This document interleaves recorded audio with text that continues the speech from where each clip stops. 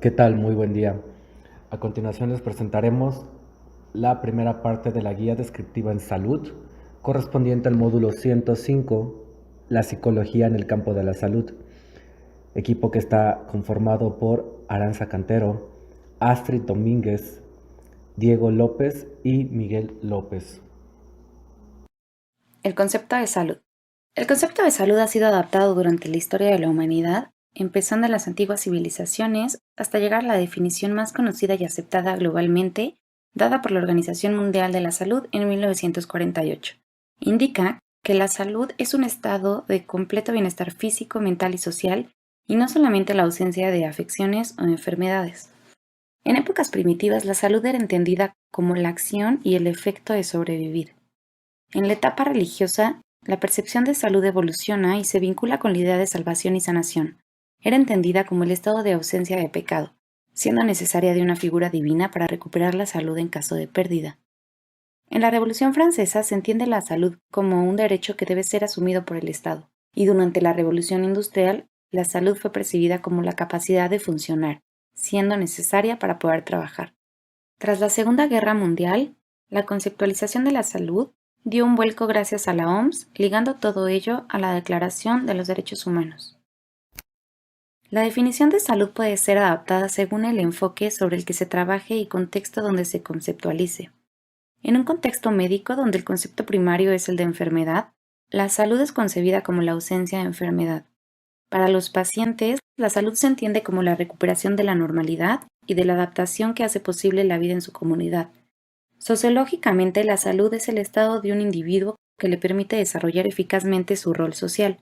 La economía hará ver a la salud como un bien económico e intentará ponerla en relación con otros factores económicos como el Producto Interno Bruto o el gasto sanitario. Para la política es concebida como la libertad, democracia e igualdad. Filosófica y antropológicamente se concibe la salud como un estilo de vida autónomo y responsable o como la capacidad de realización de los valores más específicamente humanos. Y en el contexto ideal y utópico, significa felicidad plena y calidad integral de vida. Incluso puede tomar en cuenta potencialidades superiores y realización espiritual. Panorama epidemiológico. La epidemiología puede definirse, según Elkin, como la ciencia de las leyes objetivas que subyacen en el origen, difusión y descenso de las enfermedades infecciosas en grupo de poblaciones humanas, y de la profilaxis y erradicación de estas enfermedades. Panorama epidemiológico a nivel mundial. Según los datos de la OMS, las diferencias en las condiciones de salud se están acentuando en todo el mundo. En 2002, se calculó la esperanza de vida para mujeres en países desarrollados en 78 años, mientras para los hombres en partes de África disminuyó a 46. Para los niños en este continente, la posibilidad de llegar a cumplir 5 años ha disminuido comparado con la década anterior, siendo la región de África subsahariana una de las zonas con menor esperanza de vida en el mundo. El acceso a una vivienda, servicios de saneamiento, una educación de mejor calidad, la tendencia a formar familias más reducidas, el incremento de los ingresos y la adopción de medidas de salud pública, como la inmunización contra diversas enfermedades infecciosas, comenzaron en los países desarrollados hace alrededor de 100 a 150 años, lo cual ha permitido mantener un aumento en la esperanza de vida de sus habitantes. En muchos países en desarrollo, estas condiciones aún no han sido completadas. Pautas de mortalidad mundial. Según el Atlas Mundial de la Salud, durante siglos las enfermedades transmisibles de carácter infecto-contagioso fueron las principales causas de enfermedad y muerte en todo el mundo. Entre ellas, epidemias como la peste, cólera, la viruela, la tuberculosis, el paludismo, malaria, fiebre tifoidea, difteria, etc. Desde mediados del siglo XX se está produciendo una transición epidemiológica y cada vez tienen más peso las enfermedades no transmisibles, crónicas y no infectocontagiosas, representadas por las nuevas epidemias globales, las enfermedades cardiovasculares, el cáncer, las enfermedades respiratorias crónicas y la diabetes. También han ganado peso las lesiones que son consecuencia de los accidentes, las intoxicaciones, los suicidios y la violencia en sus diversas formas, doméstica, urbana o de guerras. Las causas de esta transición epidemiológica son múltiples.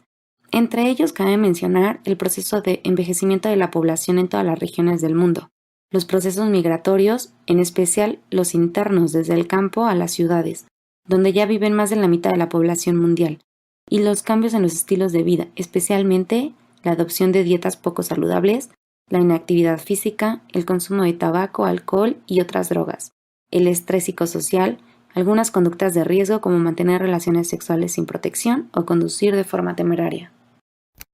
Panorama epidemiológico en México. A partir del siglo XX y en la actualidad, en el siglo XXI, México ha vivido grandes cambios en cuanto a materia de salud. Cambios importantes como el aumento de la población mexicana en un 400%, su desarrollo social, ambiental y económico, y la transición de riesgos como la calidad y estilos de vida y la mejora en los servicios de salud y esquemas de vacunación, han contribuido a que enfermedades viejas de hace un siglo se puedan tratar el día de hoy. Sin embargo, estos cambios en los estilos de vida y cambios ambientales han contribuido a que surjan nuevos riesgos en cuanto a salud. Riesgos como el estrés, la obesidad, hipertensión, enfermedades crónico-degenerativas y mentales y sedentarismo son nuevos retos a los que México tiene que afrontarse el día de hoy para mejorar la salud de la población humana. Sin embargo, hay que destacar que México también alcanzó logros notables en cuanto a la transición que se vivió en el sistema de salud.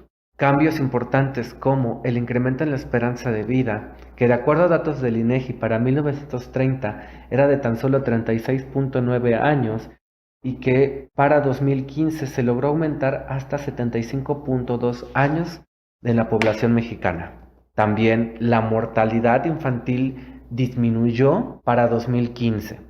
En 1922 eran de tan solo 220 muertes por cada 1000 nacidos y de acuerdo a los datos del INEGI de 2015 se logró reducir a tan solo 12 muertes por cada 1000 nacidos en México. Estos datos estadísticos muestran que hay una correlación con el periodo de crecimiento real de los salarios después de la crisis que se vivió en México en el año de 54. Esto permite explicar las mejoras en el sistema de salud y la relación que existe con la disminución de la tasa de mortalidad infantil. A su vez, el aumento de la población mexicana impactó de manera que hay una nueva configuración en cuanto a la distribución de edades. Si bien para 1970 la población mexicana menor a 15 años era del 46%, esta bajó en 2016 a tan solo 27.3%, mientras que la población mexicana mayor a 65 años en 1970 de 3.7% pasó al 7% en 2016. Y la concentración urbana a mitad del siglo XX en México era del 46.6%, mientras que en el siglo XXI se tienen datos que la concentración actual es del 78.8%. Esta concentración urbana impacta directamente en lo que es la mortalidad y la morbilidad, debido al desequilibrio que hay entre las necesidades de la población, los servicios públicos y la disponibilidad de viviendas, en donde se hace presente la desigualdad en la higiene y la promiscuidad como factores de riesgos en salud. Panorama epidemiológico en México. Mortalidad. De 1922 hasta el año 2000, la tasa de mortalidad se disminuyó de 31 hasta 4.9 por 1000 habitantes, debido al incremento del envejecimiento en la población mexicana, aproximadamente de 10 veces. A su vez, las causas de muerte se han ido modificando con respecto a los cambios demográficos, sociales y económicos de la población, como se puede observar en la tabla 1, y coincide con los periodos de crecimiento económico y aumento del salario mínimo en el país, la mejoría de las condiciones sanitarias y la aplicación de los programas de salud. De acuerdo a esta tabla, para 1922, las enfermedades de tipo infecciosas o transmisibles ocuparon los primeros lugares en mortalidad hasta los años 50, donde se puede observar una transición en las causas de muerte, ya que empezaron a aparecer las enfermedades crónico-degenerativas que a la fecha actual se posicionan en los primeros lugares de mortalidad de acuerdo a datos del INEGI del 2015. Tomando en cuenta los datos que aparecen en la gráfica 5, se observa que alrededor de un 38.5% de las muertes durante 2018 hay 3 enfermedades que prevalecen: las enfermedades isquémicas del corazón, la diabetes mellitus y las enfermedades del aparato digestivo. Entre ellas podemos destacar que uno de los factores de riesgo que comparten podría ser el sobrepeso, sobre todo en la mala alimentación. La diabetes es una enfermedad de muy alta prevalencia en el país y es, sin duda alguna, el mayor reto que enfrenta el Sistema Nacional de Salud. Además de ser la segunda causa de muerte en México, es la principal causa de demanda de atención médica en consulta externa, una de las principales causas de hospitalización y la enfermedad que consume el mayor porcentaje de gasto de nuestras instituciones públicas, que va alrededor de un 15 a un 20%. Panorama epidemiológico en México. Morbilidad. En el año 2018, las enfermedades respiratorias agudas, las infecciones intestinales por otros organismos y las infecciones por vías urinarias ocupan los 3 primeros lugares de morbilidad en México. Esto es aproximadamente un 76.60% del total, como se muestra en la gráfica número 6, siendo las infecciones respiratorias agudas las que predominan en más de la mitad de la población reportada. De acuerdo con los datos del 2014 que se observaron, se muestra que de los 5 primeros lugares en infecciones se siguen conservando.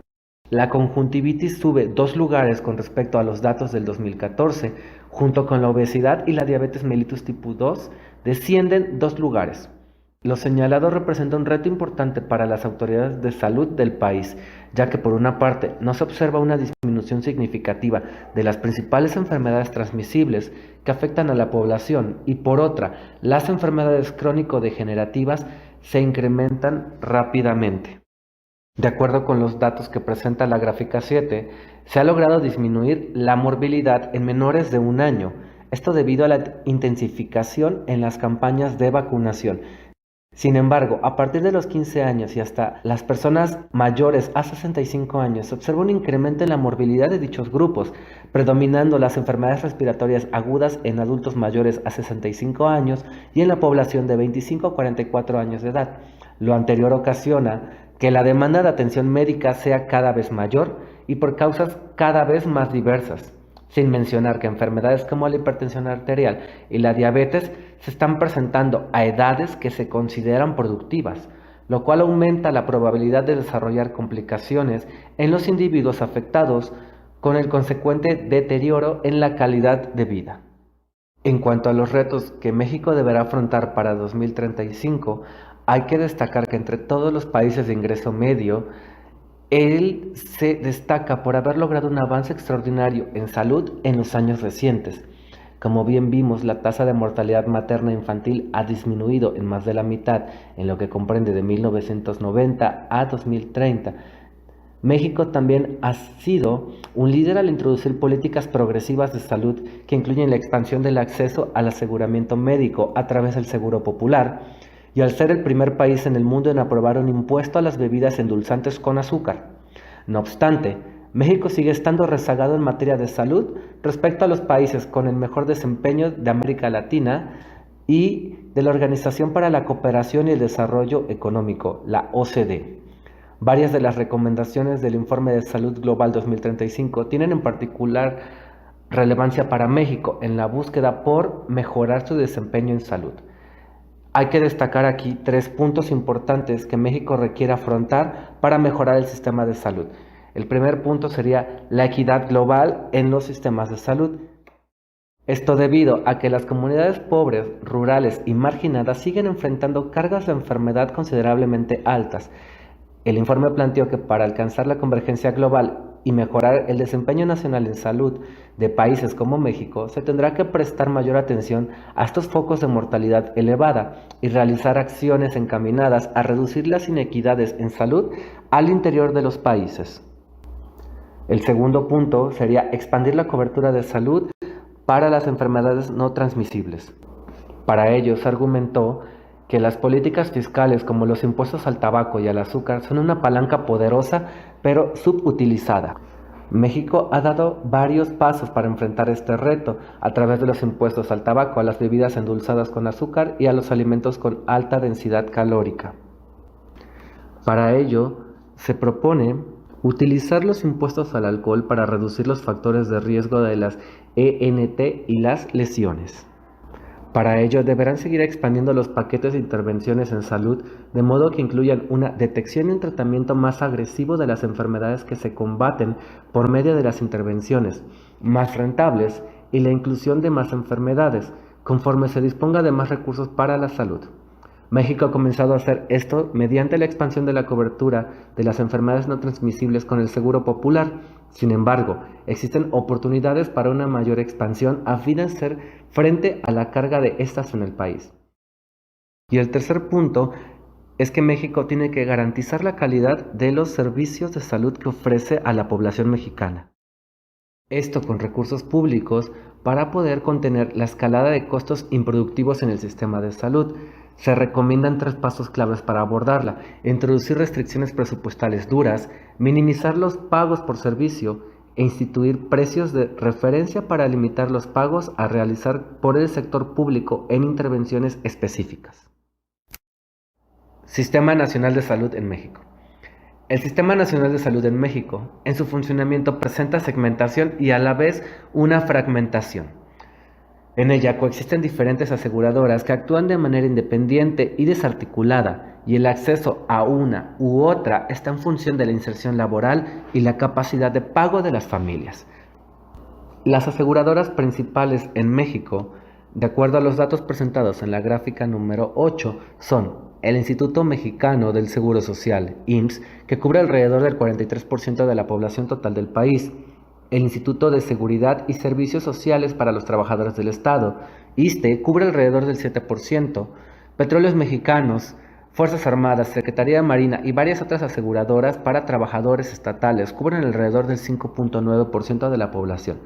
Las personas que trabajan en el empleo informal o que son desempleadas tienen como alternativa los servicios que ofrece la Secretaría de Salud a través del Seguro Popular, que incluyen 266 intervenciones de acuerdo al Catálogo Universal de Servicios de Salud. Aquí es importante señalar que es la propia Secretaría de Salud quien cumple con la función rectora del Sistema Nacional de Salud. Además de lo antes mencionado, en México existe un sector privado lucrativo de servicios de salud al cual acuden personas sin acceso a alguno de los aseguradores antes señalados y personas que, aún teniendo un asegurador, realizan un gasto de bolsillo y acuden al sector lucrativo en busca de una mejor respuesta. Este esquema en general lo podemos observar mejor en la figura 1. Existen diferencias en los aseguradores. También esta diferencia marca una diferencia fundamental en los beneficios que recibe la población. Pero la mayor dificultad de este modelo que ofrece es la limitación para implantar a nivel nacional estrategias de salud pública uniformes y llevar a cabo un adecuado registro epidemiológico. Pese a que se cuenta con un Sistema Nacional de Vigilancia Epidemiológica, al cual están obligados los aseguradores a reportar, no se ha logrado que el sector privado lucrativo se incorpore a esta obligación y en consecuencia se pierde información fundamental sobre la información de salud del país y las estrategias nacionales limitan su impacto. De manera general, los servicios se organizan en 3 niveles de atención que no logran articularse por completo y presentan dificultades en los mecanismos de referencia y contrarreferencia. En el primer nivel se realizan acciones de promoción de la salud, prevención de enfermedades y atención ambulatoria a la morbilidad más frecuente brindada por médicos generales y personal de enfermería. El segundo nivel de atención brinda la especialidad básica en hospital general o de especialidad y cuenta con servicios de apoyo diagnóstico de imagenología y laboratorio. La atención que se brinda en el tercer nivel es especializada, de mayor complejidad y aunada a actividades de investigación clínica y básica, y en este grupo se encuentran los Institutos Nacional de Salud. Epidemiología mundial segregada por sexo. En el año 2018, la Organización Mundial de la Salud publicó datos referentes al año 2016 sobre las 10 principales causas de muerte en ambos sexos. En primer lugar, tenemos cardiopatía isquémica y accidente cerebrovascular, seguida de infarto, enfermedad pulmonar obstructiva crónica, infecciones de vías respiratorias, enfermedades demenciales como Alzheimer y otras, cáncer de pulmón, tráquea y bronquios, diabetes mellitus, accidentes de tráfico, enfermedades diarreicas y, en último lugar, tuberculosis. Sin embargo, estas causas varían su posición dependiendo del género. Las 5 principales causas de muerte en hombres las ocupan cardiopatías isquémicas, enfermedad pulmonar obstructiva crónica, infecciones de vías respiratorias, cáncer de pulmón, tráquea y bronquios, y accidentes automovilísticos. Mientras que en mujeres se encuentran cardiopatías isquémicas, infecciones de vías respiratorias, enfermedad pulmonar obstructiva crónica, enfermedades demenciales y diabetes mellitus. La siguiente tabla y gráfica muestran los datos mencionados anteriormente. Como se puede observar en la tabla, el primer puesto tanto en hombres como en mujeres es ocupado por la cardiopatía isquémica. En el segundo y tercer puesto, las enfermedades se intercambian, siendo que la enfermedad pulmonar obstructiva crónica e infecciones de vías respiratorias ocupan el segundo y tercer puesto respectivamente en hombres, mientras que en mujeres es al revés. El segundo lugar es de las infecciones de vías respiratorias y el tercero de las enfermedades pulmonares obstructivas crónicas. El cuarto lugar lo ocupan el cáncer de pulmón, tráquea y bronquios en hombres y enfermedades demenciales en mujeres. Por último, en el quinto lugar tenemos accidentes de tráfico en hombres y diabetes mellitus en mujeres. En la gráfica se puede apreciar que la mayoría de las causas de muerte dejan más defunciones en hombres que en mujeres, siendo las enfermedades demenciales, la diabetes mellitus y las enfermedades diarreicas las únicas enfermedades que afectan más a la población femenina que a la masculina, aunque los valores de estas dos últimas no varían mucho. Epidemiología en México segregada por sexo. En el año 2018, el Instituto Nacional de Estadística y Geografía publicó datos referentes al 2017 sobre las 10 principales causas de muerte en ambos sexos en México. En primer lugar, tenemos enfermedades del corazón, seguidas de diabetes mellitus, tumores malignos, enfermedades del hígado, accidentes, enfermedades cerebrovasculares, agresiones, enfermedades pulmonares obstructivas crónicas, influenza y neumonía, y por último, insuficiencia renal. Sin embargo, estas causas varían su posición dependiendo del género. Las 5 principales causas de muerte en hombres las ocupan enfermedades del corazón, diabetes mellitus, tumores malignos, agresiones y accidentes. Mientras que en mujeres se encuentran enfermedades del corazón, diabetes mellitus, tumores malignos, enfermedades cerebrovasculares y enfermedades pulmonares obstructivas crónicas. La siguiente tabla y gráfica muestran los datos mencionados anteriormente. Como se puede observar en la tabla, el primer, segundo y tercer puesto, tanto en hombres como en mujeres, es ocupado por enfermedades del corazón, diabetes mellitus y tumores malignos respectivamente. El cuarto lugar lo ocupan agresiones en hombres y enfermedades cerebrovasculares en mujeres. En el quinto lugar tenemos enfermedades del hígado en hombres y enfermedades pulmonares obstructivas crónicas en mujeres. En sexto lugar tenemos accidentes en hombres y enfermedades del hígado en mujeres. Y por último, en el séptimo lugar, enfermedades cerebrovasculares en hombres y influenza y neumonía en mujeres. En la gráfica se puede apreciar que la mayoría de las causas de muerte dejan más defunciones en hombres que en mujeres, siendo la diabetes mellitus, los tumores malignos y enfermedades cerebrovasculares los que afectan a más mujeres que hombres, aunque las cifras no varían mucho entre ambos sexos. Epidemiología de la diversidad sexual. De acuerdo con la información proporcionada en 2014 por la Organización Panamericana de la Salud y la Organización Mundial de la Salud, debido a la falta de información sobre la salud de la comunidad de lesbianas, homosexuales, bisexuales y transexuales, cuyas siglas son LGBT, su situación sanitaria se invisibiliza, lo que provoca la demora de los diagnósticos y tratamientos para mejorar su salud y hasta salvar su vida. Massimo Guidinelli, jefe de la unidad de VIH, hepatitis, tuberculosis e infecciones de transmisión sexual de la Organización Panamericana de la Salud y la Organización Mundial de la Salud, dijo: "Sabemos que son más vulnerables al VIH, a las hepatitis virales y a otras infecciones de transmisión sexual. así como también víctimas frecuentes de situaciones de violencia extrema. Pero esto es solo la punta del iceberg de los problemas y necesidades de salud que tienen. Uno de los problemas es el prejuicio y la ignorancia hacia la comunidad LGBT. Estos contribuyen al desconocimiento de su estado de salud y al diagnóstico tardío, haciendo que sus posibilidades de un tratamiento efectivo disminuyan. Otro de los problemas es que ciertos grupos se encuentran clasificados dentro de una misma categoría, aun cuando estos tienen diferentes realidades, determinantes de salud, riesgos y necesidades. En consecuencia, los datos obtenidos no muestran estas diferencias de cada grupo.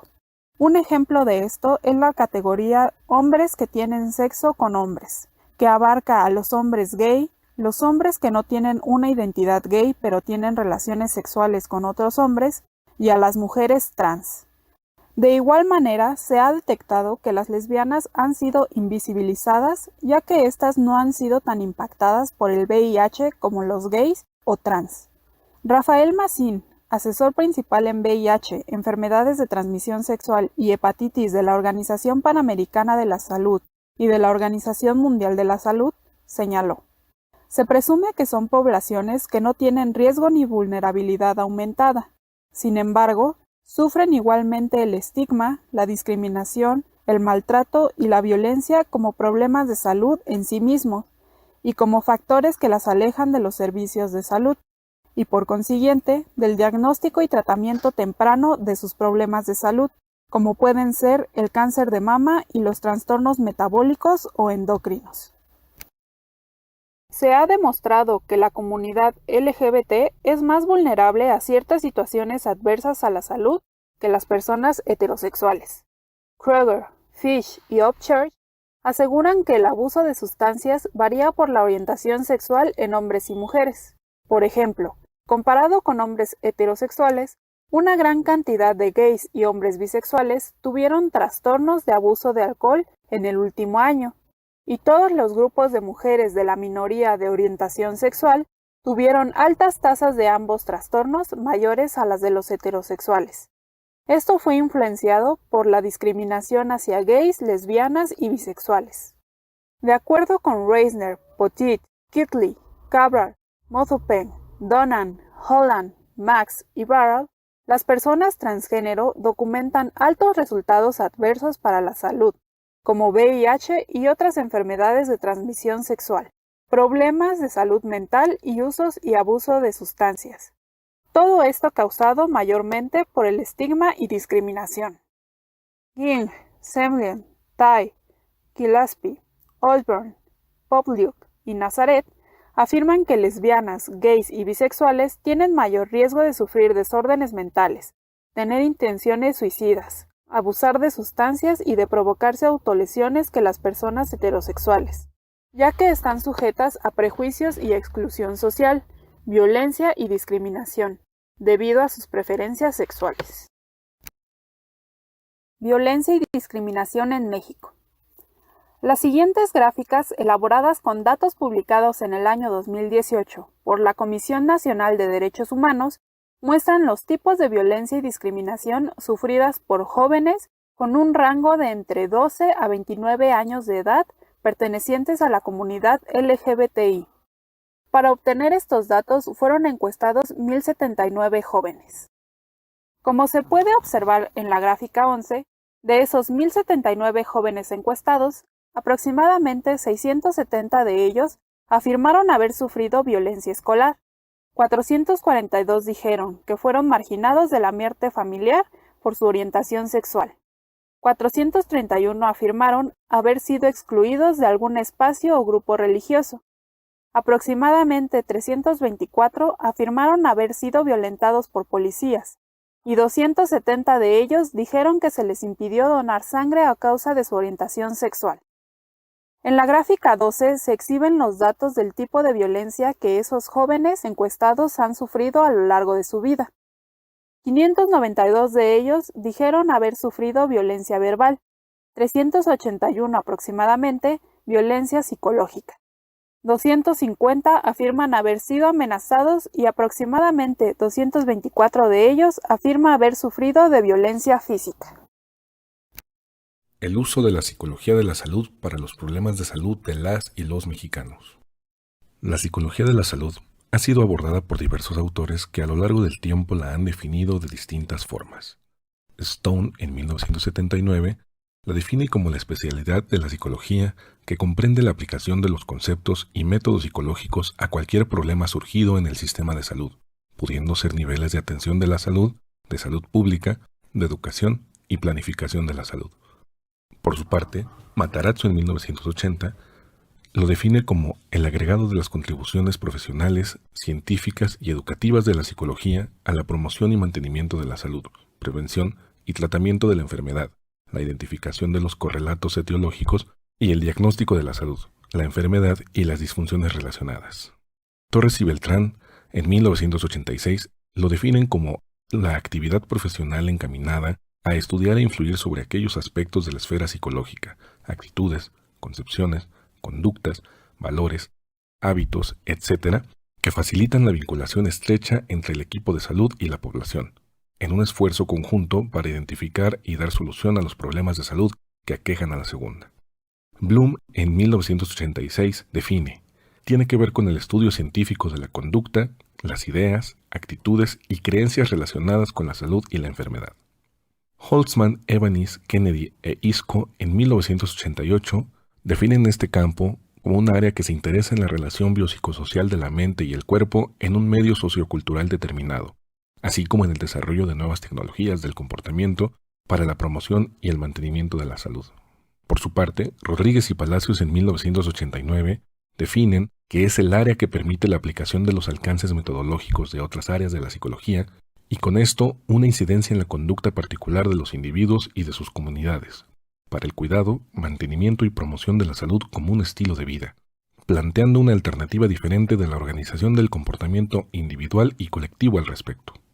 Robles, en 1993, define la psicología de la salud como la especialidad de la psicología que se centra en los problemas de la salud, sean físicos o médicos, con el objeto de prevenir su ocurrencia o de procurar su rehabilitación, añadiendo que el comportamiento constituye uno de los determinantes principales tanto en la salud como de muchas enfermedades. Morales, en 1997, lo define como la rama aplicada de la psicología dedicada al estudio de los componentes de comportamiento del proceso salud-enfermedad y de la atención a la salud, poniendo especial énfasis en la identificación de los procesos psicológicos que participan en la determinación de la salud, en el riesgo de enfermar, en la condición y en la recuperación de la salud. De acuerdo a la síntesis de Piña y Rivera, la psicología de la salud se entiende como un campo de actuación profesional en que los psicólogos poseen tanto los conocimientos como las competencias indispensables para cumplir con las funciones de investigación, prevención y rehabilitación, con especial énfasis en la investigación de cómo las variables psicológicas facilitan o dificultan la práctica de los comportamientos instrumentales de riesgo de prevención, con el objeto de prevenir una enfermedad y promover la salud. En México, el nacimiento de la psicología de la salud comenzó en la parte académica en los años 70, como un programa de posgrado dirigido a la subespecialización en distintas áreas como atención primaria, salud reproductiva, enfermedades crónicas y adicciones, entre otras. De las líneas de investigación generadas en nuestro país, dentro de los temas más citados se encuentran los siguientes: enfermedades crónico-degenerativas, dolor crónico, factores de riesgo conductuales y cáncer, manejo psicológico de alteraciones psicofisiológicas, dolor de cabeza, asma, por medio de retroalimentación biológica, entre otros. Aspectos psicosociales y adicciones, conducta antisocial. A partir de las distintas definiciones de la psicología de la salud descritas anteriormente, Bazán en 2003 menciona: pueden reconocerse dos grandes rubros donde la psicología de la salud incide: en la intervención con pacientes y familiares y en la intervención con el equipo al cuidado de la salud. Alrededor de 2.000 psicólogos se encuentran actualmente laborando dentro del sector salud, aunque al día de hoy no es tan claro el papel que desempeña el psicólogo, y la referencia que hace Piña en el mismo 2003, posterior al análisis de los documentos normativos, es: el problema estriba en que a pesar de que una considerable cantidad de esas finalidades, materias, objetivos, servicios y actividades, se sabe que la psicología y lo psicológico juegan un papel de capital importancia. Resulta verdaderamente sorprendente que a lo largo de toda la Ley General de Salud se haga referencia en una sola ocasión a la psicología, concretamente en el título 4, Recursos Humanos para los Servicios de la Salud, capítulo 1, Profesionales Técnicos y Auxiliares, artículo 79, que literalmente dice: para el ejercicio de actividades profesionales en el campo de la medicina, odontología, veterinaria, biología, bacteriología, enfermería, trabajo social, química, psicología y las demás que establezcan otras disposiciones legales aplicables, se requiere que los títulos profesionales o certificados de especialización hayan sido legalmente expedidos y registrados por las autoridades educativas competentes. Es decir, la referencia a la psicología, a la que ciertamente se le concibe como profesión, se circunscribe única y exclusivamente a su reglamentación para los efectos de su ejercicio como tal, es decir, como profesión, y como se puede observar, en ninguno de los artículos anteriores se le considera como actora fundamental en las finalidades, materias, objetivos, servicios ni actividades, pues prácticamente en todos se hace mención explícita a la profesión médica. El concepto de salud. Esto fue todo El por la concepto de primera salud ha parte sido de la adaptado guía durante la descriptiva de historia de la salud. humanidad, El equipo empezando en las número antiguas 2 civilizaciones del módulo hasta llegar a la 105, definición grupo más conocida y aceptada 9183, globalmente, agradece a sus dada por la atenciones Organización prestadas Mundial y de la les Salud desea un en buen día. 1948. Indica que la salud es un estado de completo bienestar físico, mental y social, y no solamente la ausencia de afecciones o enfermedades. En épocas primitivas,